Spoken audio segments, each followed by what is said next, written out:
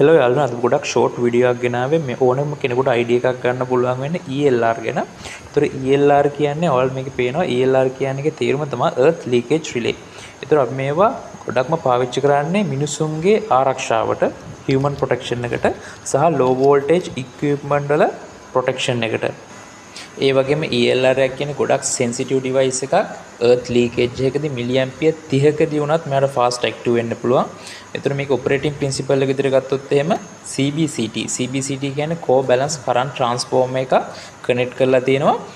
L1 L2 L3 සහ neutral යන හතරම connect කරලා. ඒතර ඒකෙදි phase වල යන imbalance එකකින් imbalance එක sense කරලා තමයි CBCT එක අඳුරගන්නේ කොච්චර ලොකු leakage එකක්ද කියලා. ඊට පස්සේ සිග්නල් එක CBCT එකෙන් ELR එකට එවනවා.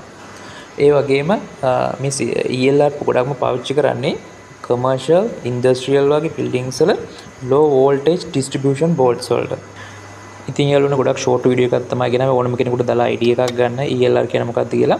ඉතින් මොන හරි වෙලාව ඉගෙන ගත්තා නම් ලයික් එකක් දාන්න, කමෙන්ට් එකක් දාන්න, ෂෙයා කරන්න, සබ්ස්ක්‍රයිබ් කරන channel එක අනිවාර්යයෙන්. මොකද මේ වගේ තව ෂෝට් වීඩියෝස් වලින් මම ELR වල ඉන්ටර්ෆේස් එක අපි කොහොම settings හදාගන්න. ඒතර EFR කියන්නේ මොනවද? ඒ වගේ තව ෂෝට් වීඩියෝස් මම ගොඩාක් ගේනවා. ඒක නිසා අනිවාර්යෙන් සබ්ස්ක්‍රයිබ් කරලා තියෙන channel එක. එහෙනම් තව වීඩියෝ එකකින් හම්බ වෙමු. ජය.